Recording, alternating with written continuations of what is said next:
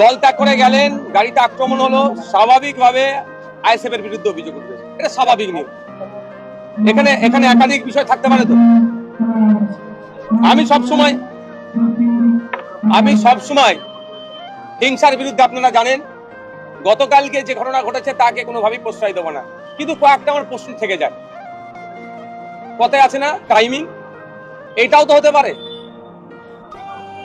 হতে পারে যে তার পাশে এখন লোক নাই, রাতের অন্ধকারে গাড়িতে আক্রমণ করিয়ে দাও, আক্রমণ করিয়ে ভাঙড়ের মানুষের সিম্প্যাথি নিতে চাইবো, একটা কারণ।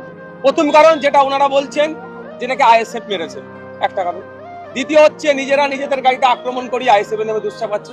তৃতীয় হচ্ছে এখন যতই হাত মিলাক না কেন, পুরাতন একটা আঁচকাঁচ কি আছে, কে বস হবে একটু বুঝার যদি থাকে বোঝে নেন, আমি নাম বলার প্রয়োজন বোধ করছি না।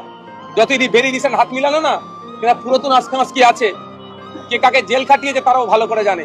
সেই রাগটা মেটানোর জন্য হচ্ছে কি, চতুর্থ যেটা দাঁড়াচ্ছে, শুনেছি যা কারো একজনের পরিবারের লোকজন বিএলআর অফিসটাকে তার বাড়ি করে রেখেছিল, ক্ষমতার অপব্যবহার করে বিএলআর অফিস থেকে এর নামে ওর রেকর্ড কাটিয়ে দেওয়া বা ওর নামে মিথ্যা দলিল বানিয়ে দিয়ে রেকর্ড করিয়ে দিয়ে এরকম অনেক অত্যাচার করতো।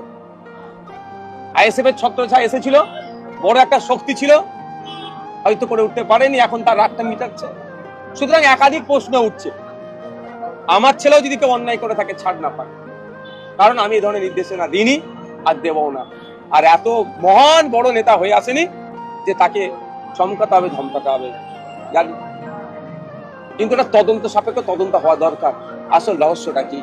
কারণ আমরা দেখেছি ইতিপূর্বে বিজেপির এক প্রার্থী ছিলেন 2019 লোকসভা নির্বাচনের সময়, তিনি গাড়ি করে যাচ্ছিলেন, হঠাৎ তার গাড়ির কাঁচ ভেঙে গেল।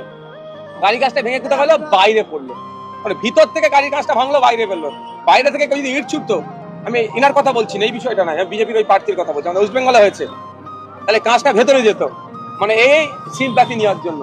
এক্ষেত্রে হয়নি কি, তদন্ত সাপেক্ষ তদন্ত হলেই বুঝা যাবে।